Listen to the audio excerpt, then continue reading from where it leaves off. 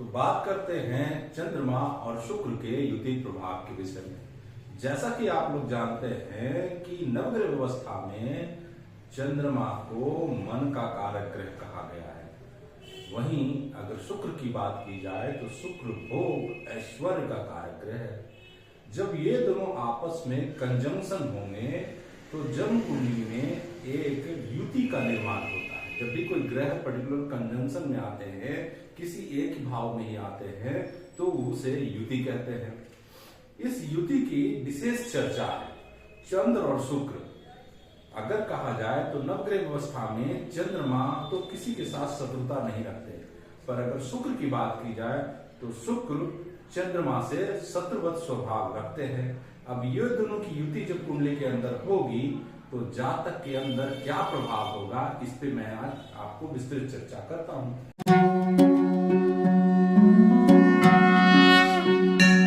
तो बात करते हैं कालपुरुष से। मैंने यहाँ पे एक जन्मांक चक्र बनाया है जो कालपुरुष का कुंडली लिया है। मेष लगन की एक पत्रिका ली है।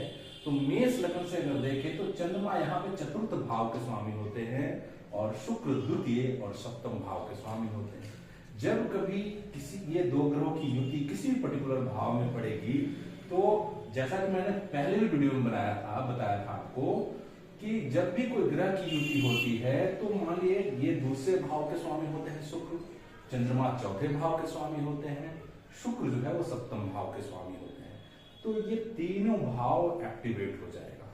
तो चंद्र शुक्र की युति में भी यही देखा जाएगा कि ये तीनों भाव एक्टिवेट हो जाएगा। अब ये कौन सा भाव है? तो ये लिक्विडिटी का भाव है, ये सस्टेनेंस का भाव है। मतलब आप समाज में किससे सस्टेन करेंगे, ये स्वाद का भी भाव है, साथ ही साथ परिवार का भाव है। और ये क्या है? माँ का भाव है। चतुर्थ भाव क्या है? माँ का है, आपके मातृ स्थल का है, जनता का भाव है। ठीक है, ये आपके वाहन सुख का भी भाव है। ठीक है, तो ये इसमें भाव में जब चंद्रमा होते हैं तो इन्हें दिशा का बल प्राप्त होता है। शुक्र भी यहाँ पे दिग्बली होते हैं।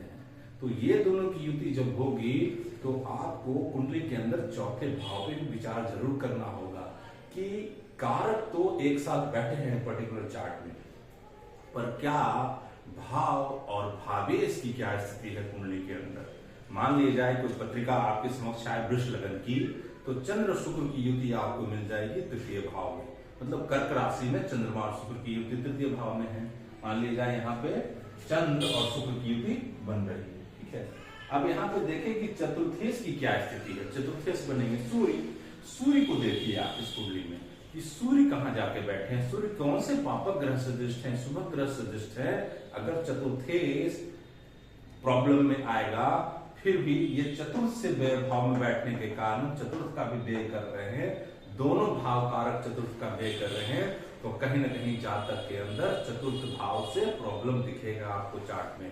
और आप एक आसानी के साथ कह सकते हैं जातक को कि आपको चतुर्थ भाव से प्रॉब्लम है, मतलब माँ से प्रॉब्लम है, घर का प्रॉब्लम है, वाहन का सुख का प्रॉब्लम है ना। किसी तरह का भी सुख जीवन में अगर देखना हो तो ये चौथा भाव दर्शाएगा आपको।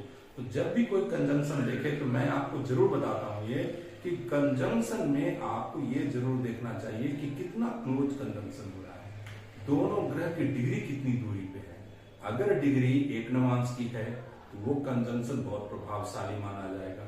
अगर डिग्री दूसरे नवांश में चली गई है तो वो जो है इससे कम प्रभाव में आएगा, और तीसरे नवांश में है तो उससे कम प्रभाव में आए। तो जब भी कोई कंजंक्शन देखे तो आपको इस पे तो जरूर ध्यान देना चाहिए कि वो किस डिग्री पे आके कंजंक्शन हुए हैं।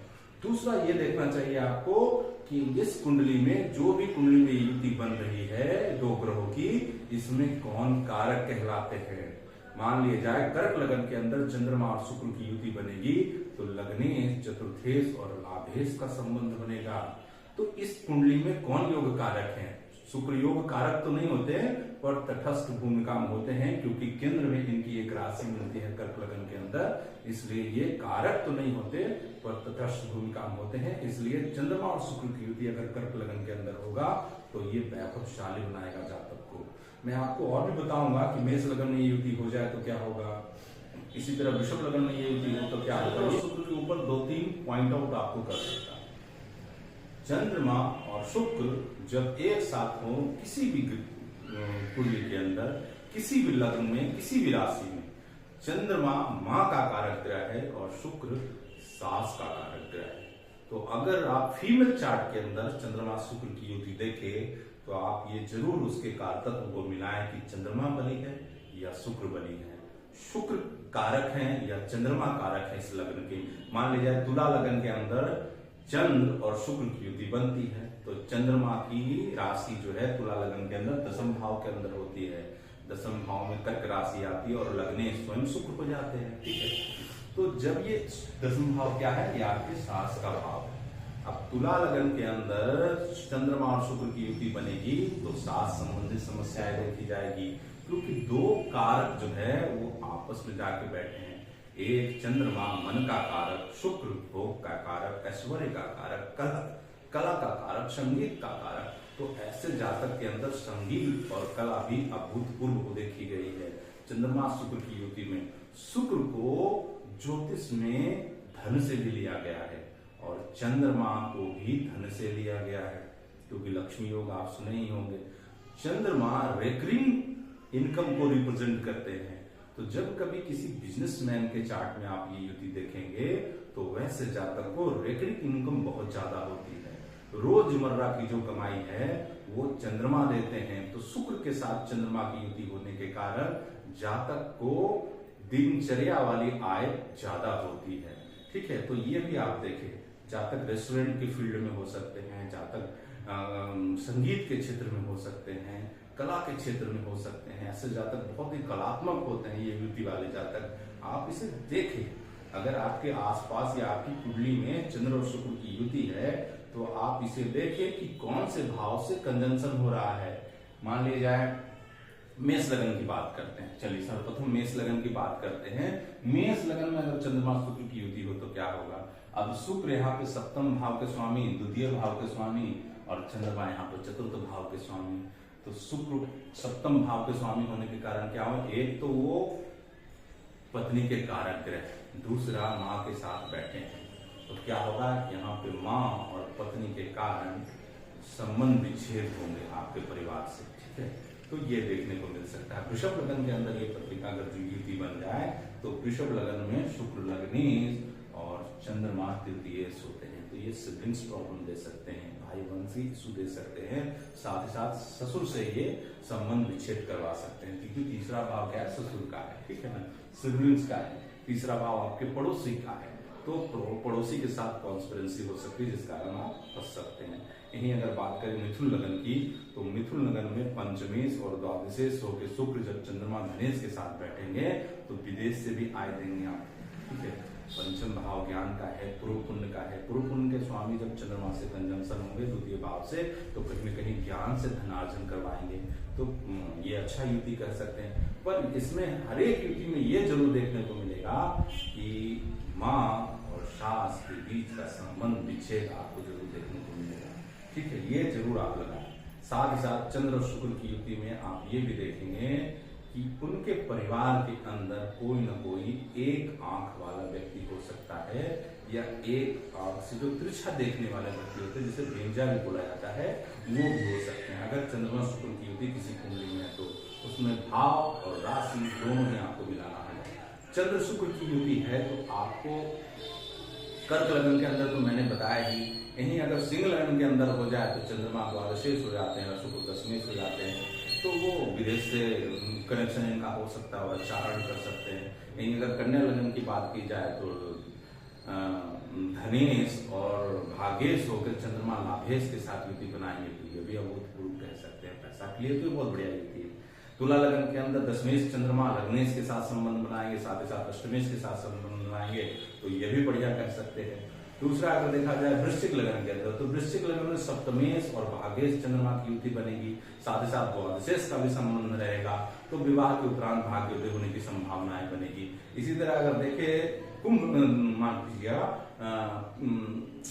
धनु लगन के अंदर चंद्रमा अष्टमेश होते हैं और शुक्र लाभेश और साथ ही साथ आपके आपके छठे भाव के स्वामी होते हैं। तो यहाँ पे छठे और आठवें का संबंध जब एक साथ होगा तो धनु लगन के अंदर आप देखेंगे चंद्र शुक्र की युति, ये आपको प्रॉब्लम क्रिएट कर सकती है। इसी तरह बात करें अगर कालपुरुष की 10वीं राशि मकर लगन के बारे में, तो मकर लगन में शुक्र प्रबल योग कारक है और चंद्रमा सप्तमेश बनते हैं, तो पत्नी से भाग्योदय होने की संभावनाएं बनती है। ठीक है, कुंभ लगन की बात करें तो कुंभ यहाँ पे चंद्रमा जो है वो छठे भाव के स्वामी बनते हैं और कुंभ लगन में प्रबल योग कारक चतुर्थेश और नवेश होकर के, तो छठे का संबंध जब भाग से होगा तो कहीं ना कहीं ये आपके माँ से के सिबलिंग्स जो है, माँ के सिबलिंग्स मतलब ननिहाल से आपको एक अच्छा अर्निंग मिल सकता है और साथ ही साथ मामा या नाना से जुड़ के या उनसे फायदा आपको हो सकता है। ठीक है, अगर इस लगन में युति बने तो।